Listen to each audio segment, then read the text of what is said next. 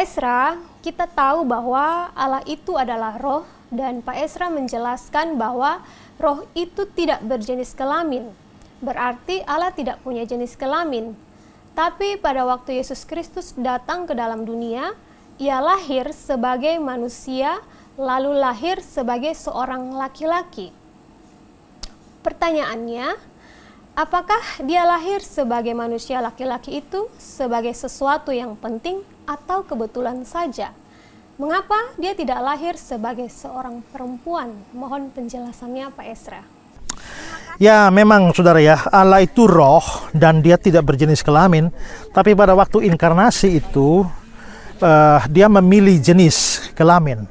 Nah, kenapa Dia memilih jenis kelamin laki-laki? Karena kita juga ingat ya bahwa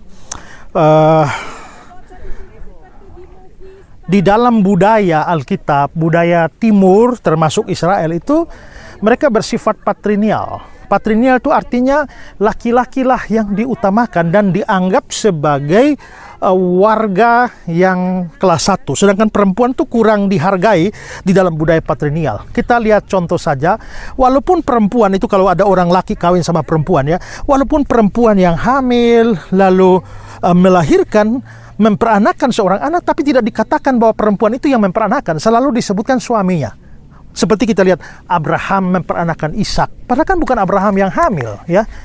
Ishak memperanakan Yakub, bukan Ishak yang hamil lalu memperanakan istrinya Sarah dan juga Ribka, tapi kita bisa lihat yang disebutkan memperanakan itu adalah lakinya. Berarti memang laki itu penting. Di dalam ibadah di Bait Allah pun, yang perempuan itu tidak bisa gabung dengan laki-laki. Mereka punya bilik sendiri, namanya bilik perempuan ya, tidak bisa gabung. Berikut juga kata-kata perempuan itu dianggap kurang bisa dipercaya. Makanya di dalam pertemuan-pertemuan umum tidak bisa perempuan itu jadi saksi atau membicarakan sesuatu. Saudara ingat Tuhan Yesus pilih 12 murid. Kenapa semua 12 laki-laki, tidak ada 12 perempuan? Karena budaya pada waktu itu perempuan tidak boleh bicara di muka umum. Nah, kalau Yesus pilih muridnya perempuan, terus mau berkhotbah, mau bersaksi, ya bagaimana bisa? Tidak ada orang mau dengar. Makanya nanti saudara lihat di Lukas pasal 8, pelayanan Yesus juga didukung oleh sejumlah perempuan kan, Maria Magdalena, Yohana, ya, Susana.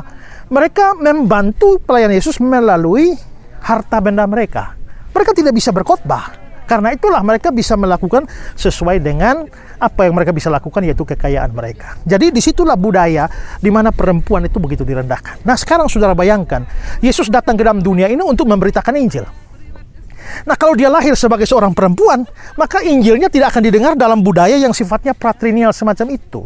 Itulah sebabnya Yesus perlu lahir sebagai seorang laki-laki, sehingga nantinya Dia bisa mengajar, Dia bisa beritakan Injil, dan mengumpulkan sejumlah pengikut.